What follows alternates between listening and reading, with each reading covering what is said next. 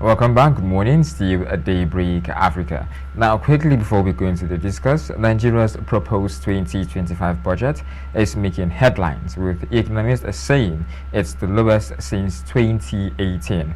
The 47.9 trillion naira budget may seem massive, but when converted to US dollars, it's actually the smallest since 2018 due to naira devaluation. The Nigerian Economic Society (NAS) notes that the budget's value in dollars has dropped by 17.76% compared to the 2024 budget.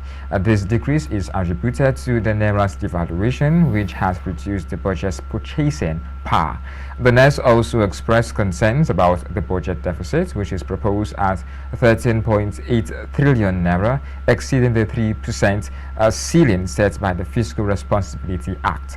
They advised the National Assembly to review the country's budget between 2021 and 2024 to determine an acceptable deficit limit for 2025. Now, in terms of allocations, the 2025 budget assigns a 7.72 trillion naira to capital expenditure, which is 16% of total spending. However, the NES suggests that this amount may have limited impact on domestic infrastructure, growth, employment, economic growth, poverty reduction, and other welfare indicators. Overall, the 2025 budget has sparked important discussions among Nigeria's economic future and is essential to keep a close eye on development as the budget takes shape. Economists are still talking, will still be talking. We have our economic already sitting in the house, as he will talk more on this budget challenge. It's more like a budget challenge already. Of course, we have Felix Ijeh, an economist in the house, as we discuss Nigeria's 2025 budget. Welcome on the show, Felix. Good morning. Thank you for joining us. Thank you. I'm excited once again to be here. Of course. We are excited as well to have you around.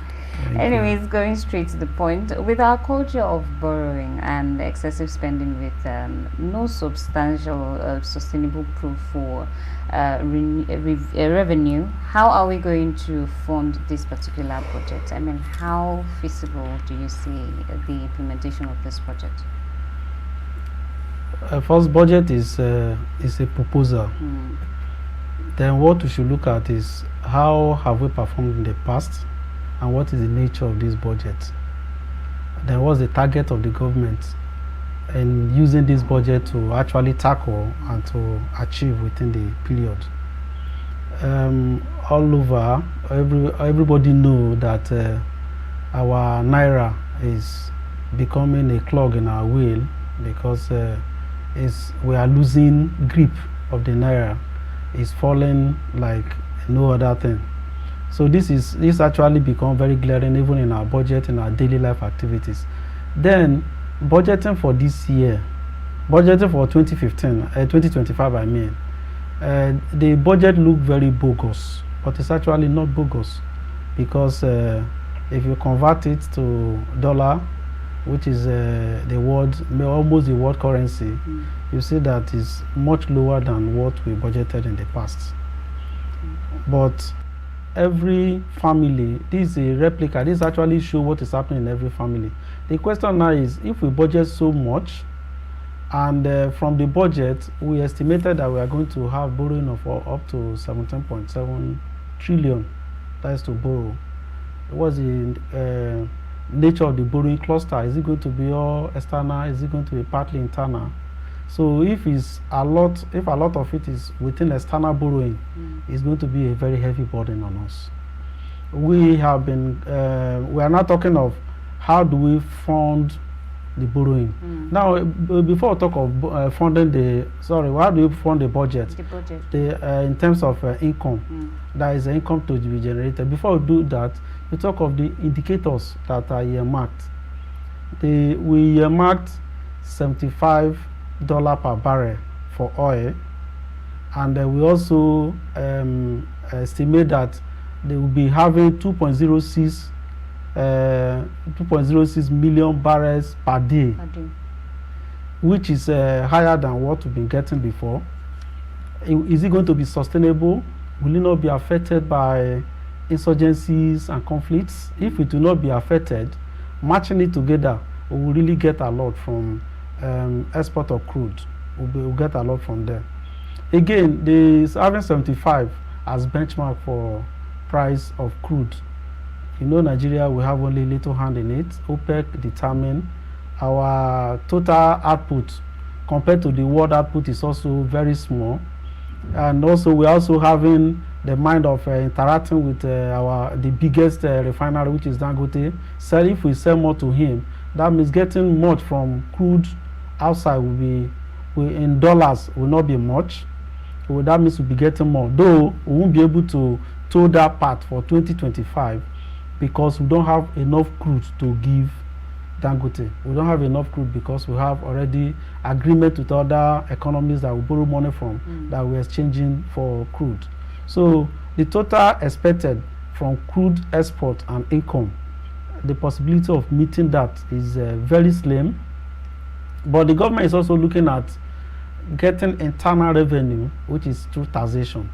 And taxation is also mounting pressure on the already inflated economy. That is what you have already. Those who are those taxable persons, the individuals, have we been able to capture enough in the basket so that we'll be able to tax enough? Have we been able to extend the dragnet so that we'll get more to be recruited and to be enlisted as taxpayers? How many of our, if you check now, you see that according to record, the private sector, they are moving heavier weight than the public sector. That means the total employed in the private sector is much more than the total employed in the public sector. Then small and medium scale enterprises that are coming up, very many of them are not actually paying taxes. How do we recruit them? We need to fine tune our data so that we'll be able to get enough taxes from those ones that are generating income. So if the government look at increasing revenue from taxes, that means they are going to work sternly on company income taxes and PAYE. Those are the major two. Then value-added tax too. Remember that all these taxes, as we are collecting it, will still return back to the consumers. So there are a lot of things. We pray that the economy will be settled a bit in terms of less conflict. If there is no much conflict, it will be okay. Then another area too is if our economy is positioned in such a way that our productive activities increase. If we increase and we're able to generate more exportable products, then there will be capacity to earn income from export earnings. To a large extent, it will also augment. Just like we've been doing in the past. If you watch, you see that our customs have been turned to a revenue generating body instead of controlling the borders to avoid unnecessary dumping in the system. So they are now looking out for generation of revenue. You see customs celebrating that they've collected so much at a time. From who? From who? That means our borders are still open. We are having a lot of goods coming in. That is why they are collecting so much. Then the ones going out, I don't know how it's being regulated, but the only thing is that they should be careful so that they will not ruin the economy all in the quest of trying to get revenue. If they are trying to get so much revenue, they will affect businesses in the economy. It will also have a boomerang effect on the economy. We are hopeful that if we are able to, with the projections, if we are able to get about 80%, 85% of the revenue, I think we will say it will be a pass mark. In the past, I don't think we have really hit 100% or exceeded for any revenue projections. Well, at this point, it's obvious you're trying to actually explain every key highlight already in the 2025 budget. Okay. But quickly, I know this one has its controversy and talks here and there, but comparing this year's budget with that of, comparing 2025 budget with that of 2024, yeah. Is there really a gross difference? Should we be expecting something different or just the usual maintenance? Yeah. If we look closely at the budget, 2024 budget and 2025 budget. For 2025 budget, the recurrent expenditure is double the capital expenditure. There is an estimate of 17.7 for capital expenditure why 32.5 or 4 or so is recurrent. It's just like saying we'll be having half of our, we'll be having half investment and full consumption. That means what we use in generating income is half of the one you are consuming. So it's when you just hear that, you say, okay, the money I will get this year or the investment I will make that will help me to make further income is going to be half of all I'll be consuming. That means it's a very poor arrangement in the first place. Then that of the previous year, 2024, that is this year we are now, 2024, the ratio is not like that. It has a better ratio. Previous year has a better ratio than this year.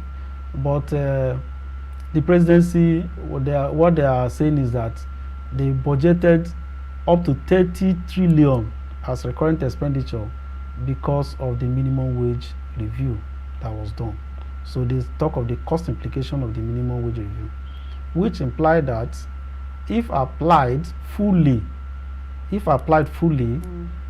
more cash will be in the hands of income earners who are actually earning from different employment from public parastatals. You know, this fund that is in their hands, what is going to generate the product that they will be buying with this fund? What is going to generate it will be 17 trillion, which is a far cry from what we generate, what we actually push it forward. In actual fact, it is a budget that encourages inflation within a very short time. And the economy is already inflationary. Then if we apply that budget, there will be a problem. Then we also talk of last year, debt servicing. This year seems to be better. A debt servicing of 6.8 trillion budgeted, which is if you compare 6.8 trillion to the total budget, the ratio is a bit okay.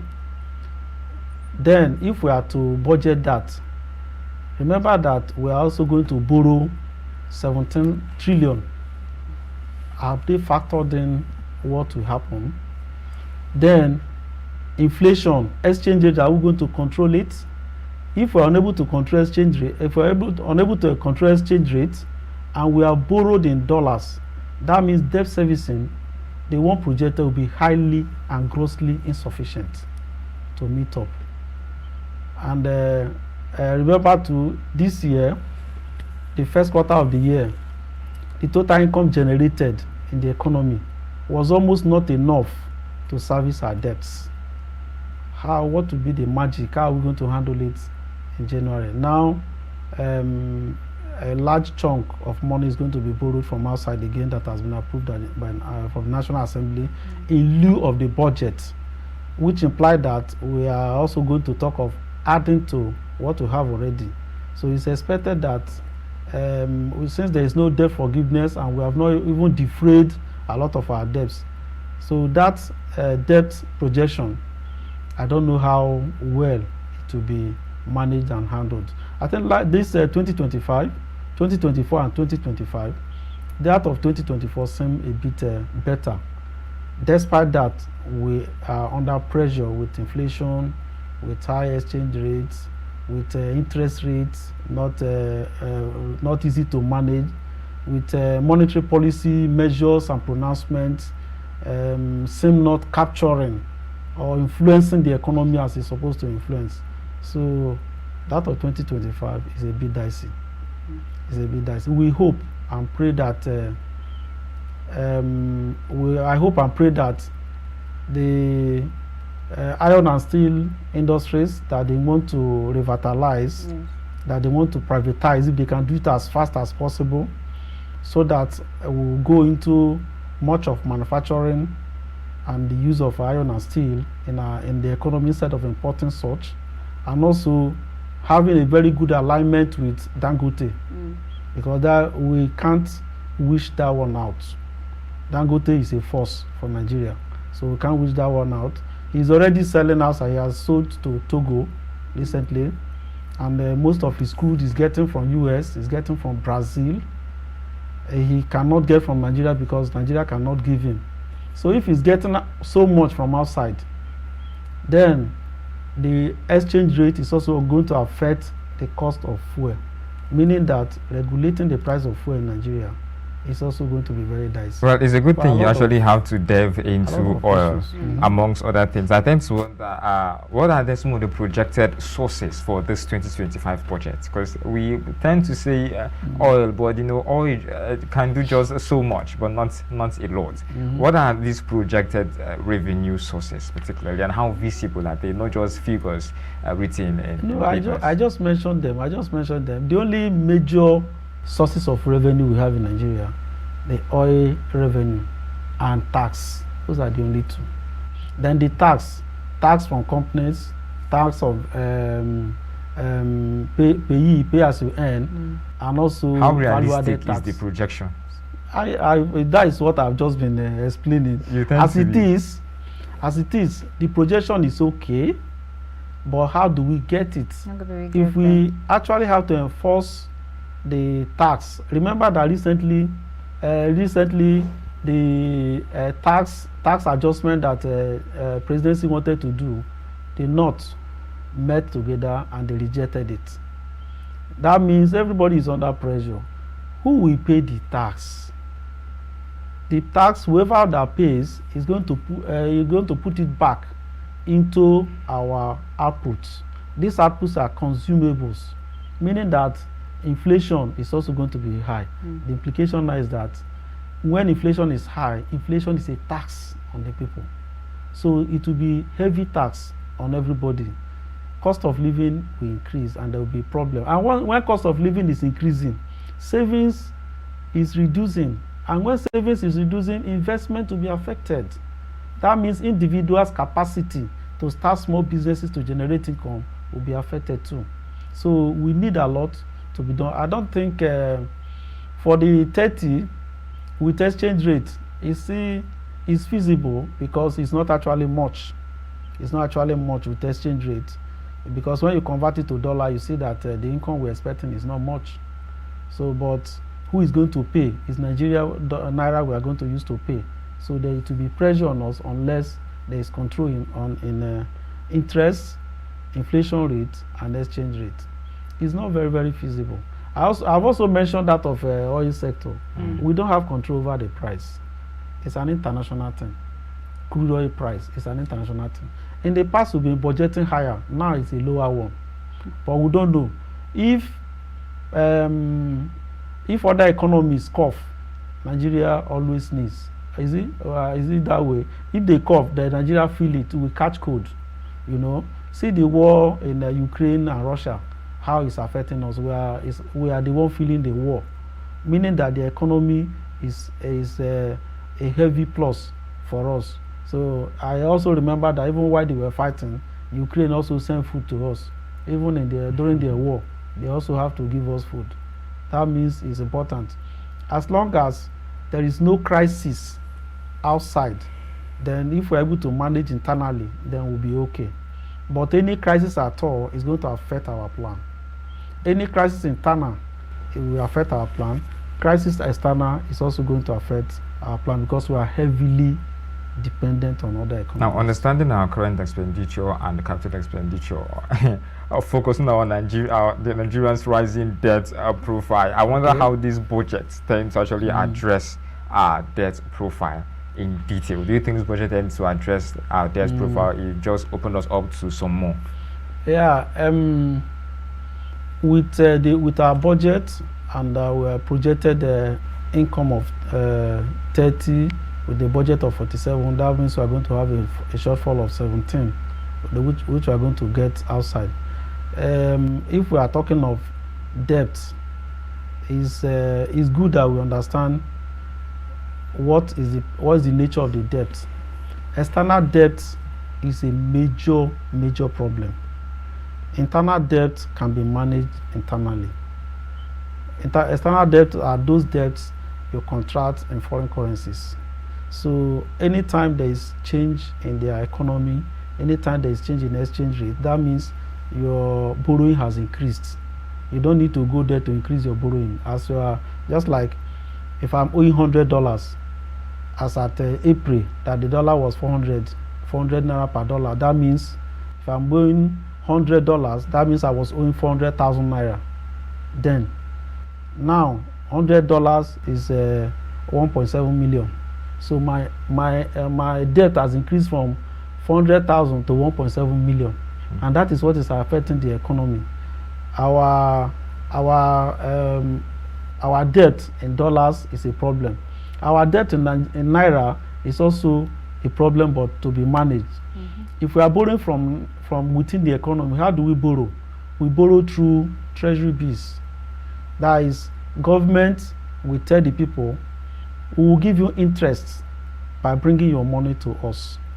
So they will pass through the bank, send it to CBN. CBN, with the instrumentality of the government, issue certificate to them. In this case, CBN have to give interest rates almost higher than the one banks are giving, so that they will attract others to bring the money to CBN. Indirectly, they are reducing the quantity of money in circulation, promising them higher interest rates. So when money in circulation is reduced, it's expected to reduce inflation. But the one in the hands of people before was to finance our feeding. And on the other hand, the money is being injected into the economy through increased wages and through transfers, like the ones that are given to students, the ones that are given to traders. The money is also coming back. So bringing the money from one side, then when the government is returning, when they want to increase the money circulation too, that is returning money to the economy, they will pay with interest, meaning more money will be in the hands of people. That means the time they borrow, by the time they are paying, they pay both the interest. So both the interest and everything will be in the economy. It's actually increase the prices of goods and services. Again, it's also going to affect interest rates, because by the time government is issuing treasury bills, that means money, instead of going to the banks, will go to CBN direct. Banks will look for another avenue to make sure that they make their money, they get deposit. In that case, they increase their interest rates to match up and exceed the one CBN is giving. By the time they increase, interest rate will increase in the system. And when the interest rate is increasing, that means the cost of fund is increasing. That is, the cost of getting the money is increasing. If you want to borrow, they will give you a high interest rate. This also affects investment. So anytime there is debt is always hydra-headed. People just look at it, layman's view, you just look at, is it not debt? It's not just like that. Ordinarily, if debt is picked and applied where it's supposed to be applied, and there is result and returns, it will become better. If you borrow to invest, it's a good debt, right? If you are borrowing and you are using it to consume, you are using it to buy food that you are going to eat, you are using it to polish your nails and wear your wig, which is not going to add to your future, then it will become a very bad one. So for now, if we look more inward, it will be better for us and see how to work on all those external. But Nigeria, we are always opening up. We want to borrow from outside the more. Though it will be pressure if we borrow from inside, but borrowing from outside more is always having cumulative effects and always very negative to us. We are in need. Like there was a time I came, we had a discussion. I was saying that we don't have alternative. Nigeria, we have to borrow. It has not stopped. As long as we are not generating, we have to borrow. If what you are earning is not enough for you to eat, you have to borrow. If you don't borrow, will you die? Some people are now saying Nigeria still have the capacity to borrow. Actually, we still have the capacity to borrow. But do we have the capacity to generate funds to repay? If we don't have enough to generate funds to repay, that means we don't have the capacity to borrow. If we have necessary infrastructural facilities, social infrastructure, then we'll have the capacity. Our capacity to borrow internally is low. Externally, it's only window dressed. Well, I guess we'll come back to that particular point, but we'll be going off for a break shortly. When we get back, we'll delve back into the discuss for the second phase shortly. Stay tuned.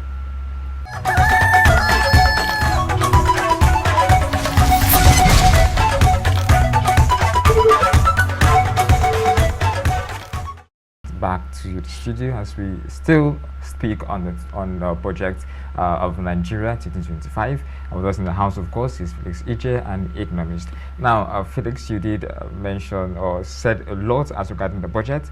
I really want us to talk a little about transparency in this budget. You know, it just came in and without further ado, it was approved, and it's more like it's all said and done already. But let's worry about this borrowing, you know, this loan we intend to actually get, the $2.2 billion loan we intend to actually, the fiscal deficit. It's quite sketchy, if I'll use that word, because we don't exactly understand where it's coming from, where it's being put into, how it's going to be paid back. Isn't this challenges things the assembly or the presidency is supposed to actually expose to citizens, actually understand, okay, this is where this money is coming from, and this is where we intend putting it, and on this time or at this time we intend paying this back via this means. Because at this point, there's nothing foreseeable as to where exactly how we intend paying back this debt, or even settling outstanding debt we already have as a nation. Okay, first of all, let me clear the air that the approval from the National Assembly, that does not mean that the money has been borrowed. It has not been borrowed. Because of the projection for next year, that's why they seek approval so that they'll be able to borrow. So they look at the windows through which they are going to borrow. There are a lot of windows. Some windows SDR created from the World Bank, the IMF. Then some other economies may also be ready. Multilateral organizations, borrowing can take place. So there are a lot of, and I'm sure that won't be the only borrowing that will be done outside. There could also be, I'm feeling that there will be time that they're going to sell national bonds that will be sold in foreign currencies. Mind you, we are talking of borrowing. This one is national. State governments also borrow. So the national budget is not state government budget. It's also good that sometimes we analyze different states, their borrowing capacity and how they fare, because the activities of the states impact heavily on the nation. That of the nation is only a small portion. It's a large chunk, but it's a small portion because the management of it is in the states. You made mention of transparency. In the past, we've not been very, very transparent, and we just pray that we'll keep improving with the work EFCC is doing, with if they are able to give audit, the person in charge of audit, they are going to give him real autonomy so that he'll be able to work, separating audit from finance totally, so that audit will be able to handle their audit activities. It will, to a large extent, help in checkmating activities. Then again, from the National Assembly, they have a committee that is supposed to handle that. They should also make sure that they enforce application of funds to what they tie it to. Because every fund borrowed is tied to projects. But in most cases, you notice that there is always diversion. After borrowing for a project, they will take it to another source. Since if you check, after the recurrent expenditure, most of this borrowing is going to be used for capital expenditure. That means the funding for capital expenditure is not available yet. The funding for capital expenditure, if you check now, total revenue we are generating is going to be 30.2, whereas our total recurrent expenditure is 32.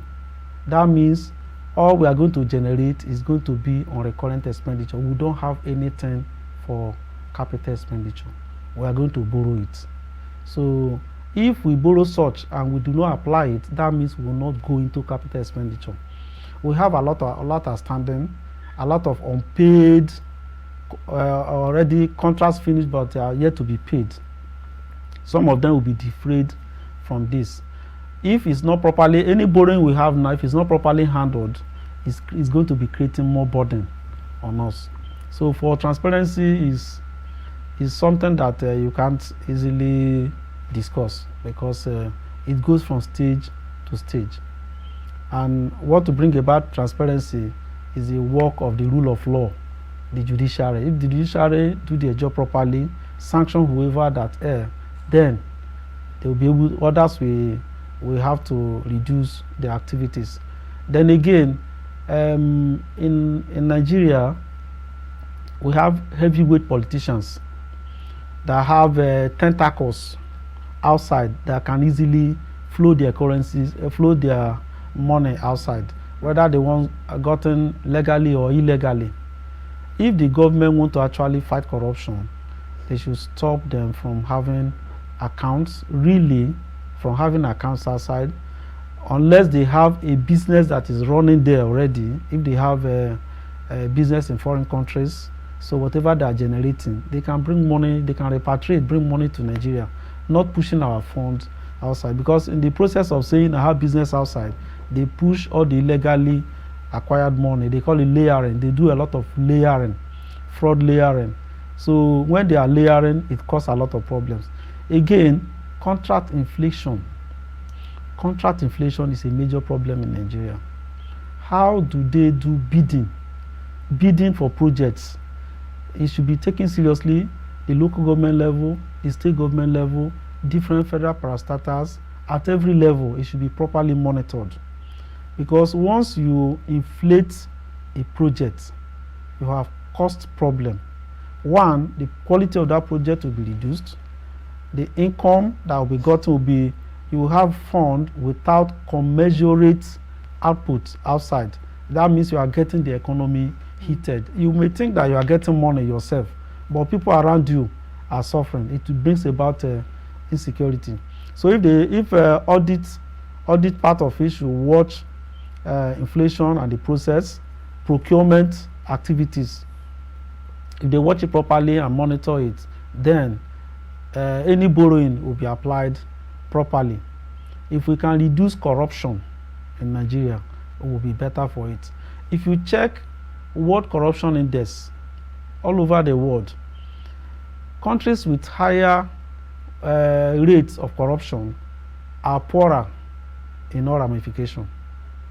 Higher rate of corruption, they are poorer. Their governance, government institutions are not working because of corruption. Efficiency and effectiveness of the government is very low. Institutions are not doing well. And once these ones are not doing well, there is no amount of borrowing that can resuscitate the economy, because it will be looted. Like I heard somebody said, all the fund repatriated, looted fund repatriated, where is it? Then some are saying they will loot, they repatriate it, then they reloot it and appoint people to go and pursue it again. So if you get to an economy where they have a lot of crime fighting groups, that means there is crime. If you have a lot of institutions fighting corruption, that means there is heavy corruption. Like in Nigeria, you have ICPC, EFCC, all of them, they are not even getting enough. Every unit now want to establish anti-corruption units. The person establishing is looking for who is going to protect him. Eventually, you are not protecting anything. You've not done anything. So the government should do more in audits. They should do more in making sure that whatever that is gotten from outside, that we apply properly.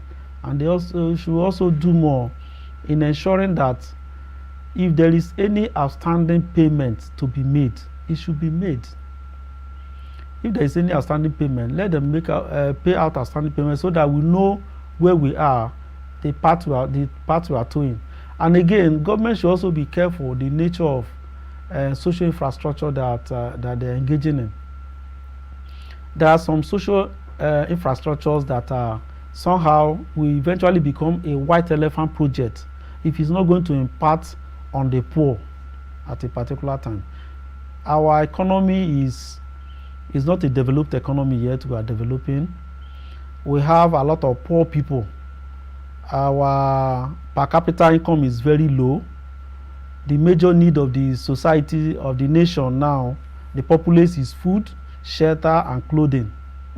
So more should be dedicated, more capital expenditure should be dedicated to projects that can generate resources that will improve what will generate food, clothing, and shelter. If it's outside that, it will be a problem. So let me mention some of them that could be very useful now. We have our iron and steel industry. I keep saying it until we do better. If we can work more on it, it will give us a very good mileage. The agricultural sector will be a major employer of labor and also a good source of food. Planning for agriculture should not be at the center, at Abuja. It should be decentralized. State government will plan, local government will plan, wards will plan. Then the production of farm inputs. Our land, because of the population of Nigeria, because of the growing population, youthful population, is over 40%, more than 60% are youth. It's even much more than 60% are youth. A lot of them are not employed. Then our land is no more enough. For those in the villages, the land is not even no more enough. Some people that want to farm, they are unable to farm. We are talking of doing farm around, doing your farm in the bags. You can only do more of all those farm activities if you have social infrastructure like electricity, energy. If there is energy, you can do your farm even at home easily. But as at now, we have a large expanse of land, arable land, then we need things to nourish our soil. In that case, we need urea. Dangote is producing a lot. How many are we getting? A lot of them are going outside. We have other factories in Nigeria, owned by Nigeria, public sector. Are they actually producing enough? Where are the fertilizers? Before, we used to see fertilizers everywhere. Farmers go there to buy, to apply, so that their output will increase. What are we doing? So government should invest more in research and agriculture. Then also work more on extension officers, agric extension officers. When we had agric extension officers all over the country, they were able to encourage people to go into agriculture. You see extension officers, you will like to go into extension, agric extension, and they go around to tell them the type of crops to plant, the expected harvest, and how to handle it. This will, to a large extent, help our agriculture. Another thing that will help our agriculture more for next year, if government can look at futures markets, we call it commodity markets. Commodity market, we have only one commodity market is in Abuja. Commodity market should be established in every state. Commodity market is, you have commodity futures, you have just like you have the stock exchange, you have a market where people bring in funds to buy goods that are not produced yet. You see, tell farmers, if you are going to farm, I will buy 1,000 tubers of your yam. We will discuss price. I will pay you upfront. That will make you to have money. Then you go into farming. The agreement is there. Then you go into farming. You go and farm and return the fund, because when I pay you, definitely you are going to work more, so that you work more than what you are going to pay me back. So it will encourage agriculture. The young ones, the youth that actually need to go into agriculture, will have funds. Well, Felix, away from agriculture, what about other percentages allocated to critical sectors like education, healthcare, and infrastructure? Do you think the appropriate percentage was actually allocated, or? We cannot say that we have appropriate allocation, because one, there is special attention is paid to security, so their own is okay. Then education is supposed to be a major one, because that will kind of reform the people to align with what government want to do. But in Nigeria, we don't really have enough, because the minimum average, the minimum world average expected for developing economy is supposed to be up to 28%. Then what are we having? If we are having anything less than we're having less than 15, less than 10. So that one is not okay at all. But I think we are not only going to talk of, I'm not even talking of only the percentage for education. Even if that percentage, will it actually get to education? No matter the percentage, will it get to them? We should encourage others funding education, like what TED Fund is doing, a certain percentage from companies that they pay for development of education. Then companies should see education as social responsibility. If you get to St. Lines, if you are in a community and there is a school, you would like to give to the school. Before now, you see people going to schools to erect structures for them. Let me build a hostel for you. Let me walk on this road. You know, that is to show concern for education. Government alone cannot do everything, but the allocation is not okay. Actually, the proportion allocated to education is low, but all other sectors should be encouraged to help education, just like individuals too. Local governments within different localities, different groups, NGOs should come up to assist education. Then people from different communities should look at their community and see what they can do to assist their education at different levels. That will cumulatively bring a better force for education. And again, encouraging research and development. Encouraging research and development, because we are not doing enough in research and development. The research, if you have a research outcome and you cannot apply it or no funding for it, that means you are not in research at all. So the ratios, the allocation for now, I don't think it's okay, but we have to take off from somewhere. We have to take off from somewhere. But do you think so far, from your observation about things and the budget in particular, do you think that this particular budget is what Nigeria needs right now if we are supposed to be moving in a positive light? It's okay. For the budget that Nigeria needs, if you actually check what Nigeria can really be comfortable with our growing population of the youth, even double our budget will not be enough. Double the budget will not be enough, because according to IMF projection now, more than 40 to 50% of the entire world workforce will come from Africa. And out of all these ones, out of this more than 40 that is coming from Africa, over 72 will be coming from Nigeria. That means Nigeria we have capacity to develop, but not developed. We have capacity to develop, but not developed. Critical areas that Nigeria I would have said, if we are talking of education, education is not only what you are seeing in the four walls of different universities and colleges. It is education of the mind of the people. For those ones that are having different artisans, we should create some levels of artisanship to balance the system. In secondary school, when you're in secondary school, before you get to JS3, you should have at least handwork that you can do outside if you cannot continue your education. That was the initial plan, 6334 system. That was the initial plan, so that will give them opportunity to heavily finance the secondary school level, the junior level. People, once you're able to enter into secondary school, when you come out in JS3, you either become a carpenter, a mechanic, a bricklayer. Anywhere you go to, you'll be able to work. But now everybody is focusing on, I want to go to higher institution, I need a degree. What are we doing with the degree? A lot of people have degrees, they are not applying it. They can't use it anywhere. So the real budget we need in Nigeria will be a budget that will enhance agriculture, that will enhance education, and they will also fight insecurity. And to balance these three, you will need energy. If we don't have energy, any other one is immaterial, it will not work. So until we're able to balance our energy, in fact, our Nigerian problem is actually a lot.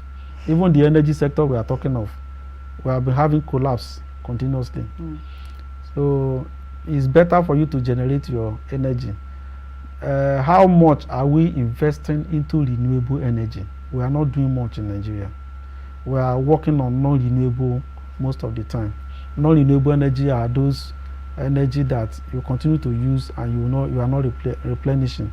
Like the crude oil we are getting, are we returning the crude oil? No, we only get removing continuously. It's non-renewable.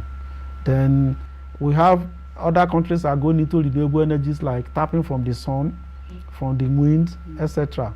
Some countries are building layers of what is it called? Layers of solar panels, even on top of rivers, on top of the roof. They are even encouraging that people should do their roof with solar panel only, not instead of using zinc. You use solar panel, then your window should be solar panel so that you attract energy. Inside your home, you can easily have energy. If you want to run a factory, you can easily run factory. Those are the type of investment that government should pay attention to, so that we'll be able to produce those things that are needed. So that's why the few ones that are in it now, they are making a lot of killing out of it because investment in it is very low. So the budget for 2025, though it's not exactly what we expect, but let's see how it will be applied. Talking about bringing about investment, do you see it actually bringing about opportunities for economic growth, job creation, and poverty reduction at all? Or is it just, like I would always say, just something to keep the economy going, more like maintenance structure? With our capital expenditure, it's not actually going to, they won't be able to generate more job. Okay. They are only trying, the country is trying to maintain what is existing. That is why capital expenditure, that is a recurrent expenditure is very large. The recurrent expenditure, if you check the presidency, the National Assembly, the politicians, what they are taking, then those workforce, all those who are employed, is very heavy. The only one that generates investment is capital expenditure, and is very low. So this will not actually generate investment for a teeming youthful population. It will not. It will not. And if care is not taken, there is going to be a lot of restiveness, because if you check on the average how many youths are being churned out from different universities, different higher institutions. So if you have them coming out, the fast and quick way all of them are going now, people are now going into IT. IT is good, but is a kind of close to service sector. A service sector economy breeds inflationary economy. If a service sector is a go-between middleman activity. The person producing is different, the person consuming is different. You say, I'm a marketer, I'm an agent. You take it from one person, you add your money, somebody buy it from you, add, then before it gets to the table where it will be consumed, prices will be topped on it. At the end, the value you are going to get will not be commensurate with what you pay. That is inflation. So a lot of Nigerians youths are now going to service sector, which is inflationary in nature in the long run. What we have now cannot generate investment to move the economy to the expected place. Assuming it is the reverse, where we have 30 trillion for investment and 17 trillion for recurrent, then it would have been better. Now, for a country that actually talk more about cutting down costs, do you think this budget tend to show the government cutting down costs, basic costs? I think I won't be able to really analyze that fully. The only area when we talk of cutting down costs, where we normally look at is the presidency, the National Assembly, a lot of the retinue of officers that they go with, assistants, special assistant, but it's even more than that. Traveling outside and a lot. If we actually want to cut costs, the budget, I would say I don't really have the in-depth analysis to know where some of the funds for recurrent will be applied. So I won't be able to say that it's actually meant to cut costs. But it's advised that we should look at cutting our costs, because it's much. A lot of people are actually in offices where they are earning without being productive. So that makes governance very, very costly, very, very expensive. Until we address all those things, then cutting costs will become an issue. Thank you so much for joining us on the program today. So it's wonderful having you around to analyze this for us. And with that, we come to an end for Daybreak Africa for today. We'll see you tomorrow, same time, same station. Have a wonderful day ahead. I remain Ezekiel Ogar. And I am Angela Daku.